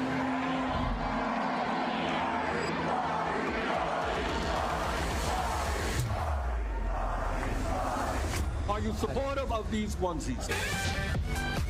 Now we're talking about doing something. Boxing champion Mike Tyson is teaming up with the MAHA movement. We're phasing out 8 common artificial food dyes. He told us to fix it, and we are now fixing it. Operation Stork Speed. President Trump has directed me to find out what is causing the autism epidemic. He is removing the CDC's recommendation for children and healthy pregnant women to get the COVID-19 vaccine. Now we're talking about doing something. Doing something. We've just signed 6 more waivers on SNAP. The nation's biggest retailer embracing the MAHA movement. You're now seeing reforms that have been discussed for 35 years. Your drug costs will be plummeting downward. It's called Most Favored Nation. These are massive wins for the American people.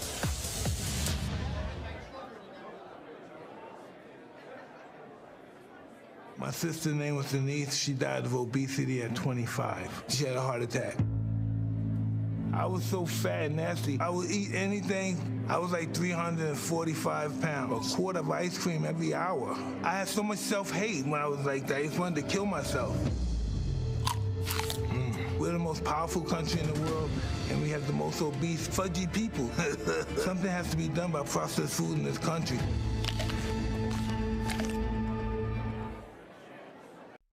Robert F. Kennedy cares more about human beings and health than anybody. I'm going to let him go wild on health. I'm going to let him go wild on the food. I'm going to let him go wild on medicines. And he's going to help make America healthy again.